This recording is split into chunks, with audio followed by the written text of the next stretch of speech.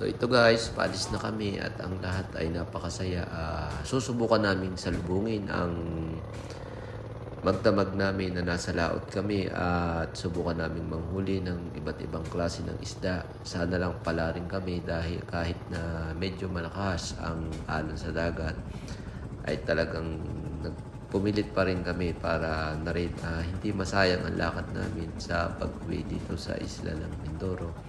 So, ready na lahat. May mga baon na kami, mga jacket, pagkain para salubungin ang buong magdamag dahil alam naman natin na amihan ngayon, malamig ang panahon sa laot. So, ito ang first time na susubukan namin magdamagan sa laot na mga ngawil. Hindi lang namin alam kung kakayanin namin ang hilo at lamig sa laot. So, habang nasa biyahe na kami ay naglaglag na rin kami ng kawil at ito nga unang dawi namin na isda. Hindi naman kalakihan pero nakita namin na ang dagat dito ay talagang marami pang isda.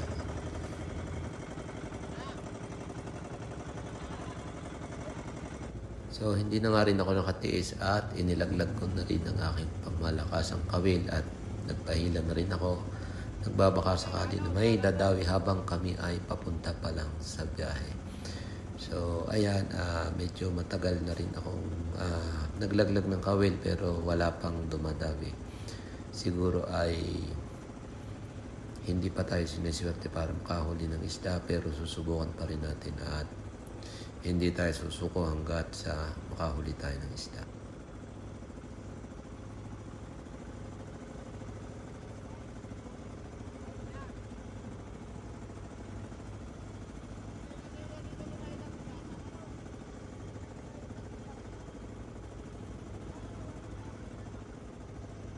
At dahil nga guys, walang dumawi sa aming paisa-isang kawil ay inilaglag na namin itong aming pangmalakasan. Ito yung tinatawag nila dito na hay-hay. Taling mahaba na maraming nakalawit na kawil. So pinahila namin. Sana makahuli kami. At titignan natin guys kung makakahuli kami kung bibigyan tayo ng karagatan dito ng isda.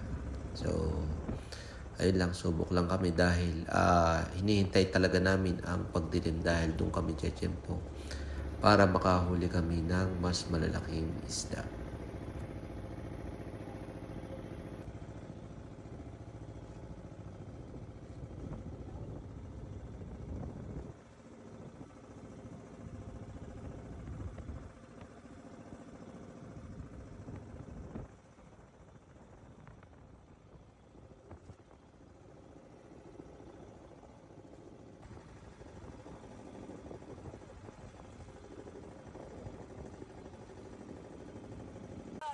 So ito guys, unang laglag ko ng aking pangawil sa pagkagat ng dilim at mukhang pinapalad naman tayo. Hindi may paliwanag dyan ang kasiyahan sa aking muka at pagmamadali para mayangat ko agad ang dumawing isda.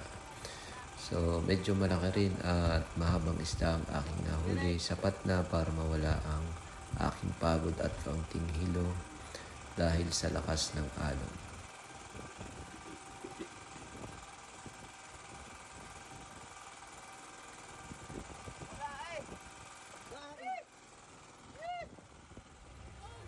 At nung nakita ko na nga guys, ang nahuli kong isda ay talagang napakasarap ng pakiramdam.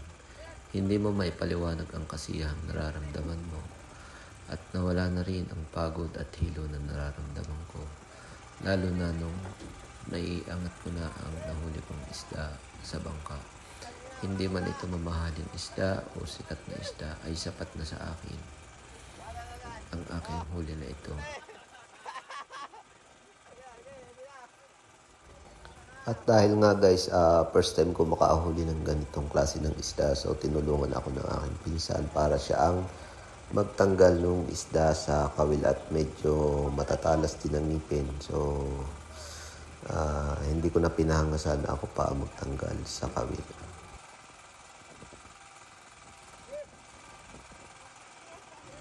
So, ito nga guys, pangalawang laglag ko ng kawil at excited na naman tayo dahil may dumawi na naman. So, medyo mabigat ang hinahata ko dito at ang inaasahan kong huli ay nasa 2 to 5 kilos. At sabi ko nga sana tuna ang aking mahuli dahil hindi pa talaga ako nakakahuli ng tuna dito sa dagat na ito. So yun talaga ang gusto kong mahuli. So ito minamadali ko ng hilahin.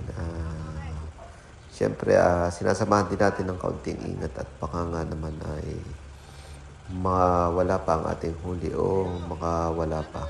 So ito sobrang saya ng pakiramdam sa pangalawang tawag. Ang tawag nga pala sa aking nahuling ito sa isla ng Mindoro ay tukik.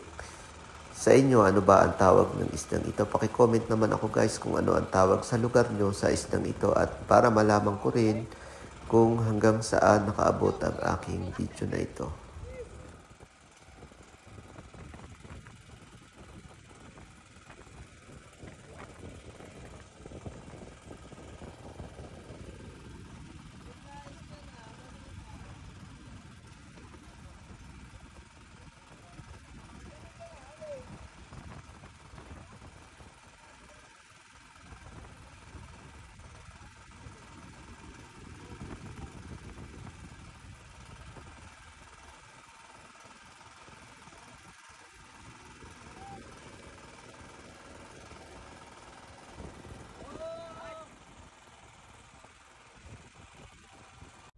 So ito at pagkatapos nga ng mahabang maghapon ng pangingisda namin na dapat plano namin magdamag sa laot ay maaga kaming umuwi dahil sa sobrang lakas ng alon at halos lahat kami ay hilong-hilo na. So nagdesisyon na kami na umuwi ng maaga para makapagpahinga at makapag-relax.